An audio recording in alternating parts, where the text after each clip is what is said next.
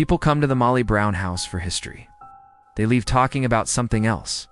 In this red sandstone Queen Anne mansion, lights will not behave, chairs do not stay put, and a cat you cannot see will still chews your ankles. The museum even hosts nights where you learn to track whatever is still walking its halls.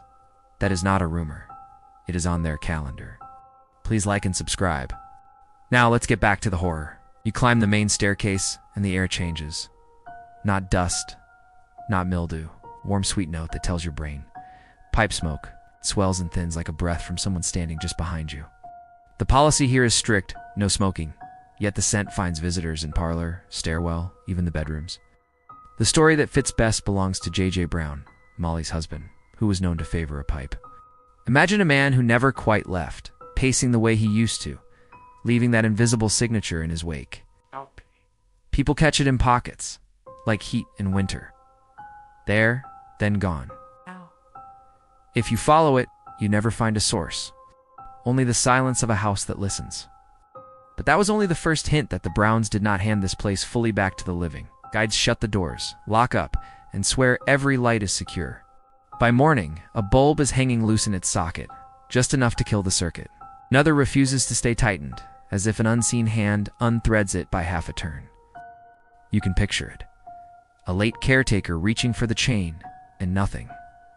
Dead black, till someone climbs a stool and finds the culprit.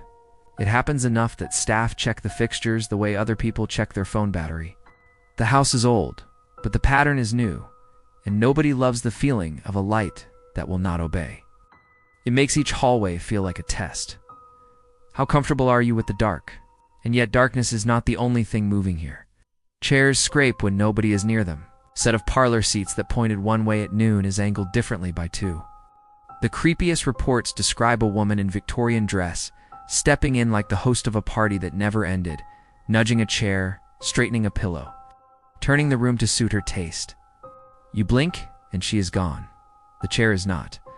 It sits at a new angle that makes the hairs rise along the back of your neck. No crash, no drama, just the quiet insistence of a homeowner who believes the room should remain exactly as she left it. The longer you look, the more it feels like a boundary you can visit, but do not redecorate. But if you want to feel truly watched, you do not need a whole figure, you'll only need a reflection. On the first floor stairway hangs a mirror that behaves like a witness. People report a stern face and a tan expression that is not theirs, and is not friendly like a servant checking comings and goings, unimpressed with the churn of tenants this house has seen. The earliest whispers go further.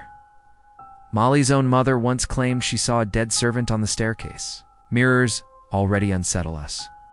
This one, locals say, can make you step back from your own reflection, unsure whose eyes are in the glass. And then, there are the moments when the house stops pretending it is empty.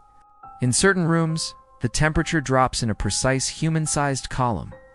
Visitors tell of catching Molly herself only a flash of her figure turning a corner, long skirt disappearing into the hallway, the detail that chills people most. The bedroom of her daughter, Catherine Helen to the family. In that space, the blinds have been seen to lift and settle like someone testing the slats with 2 fingers. No draft explains it. No vent points toward the window. Just a private gesture repeating itself across the years. A small motion that feels heartbreakingly domestic. You will not always see it. But when you do, it is the sort of quiet that burrows under your skin and stays there. And as strange as that is, the house also hides a presence that is not human at all. You step into the kitchen and feel a gentle press against your shin.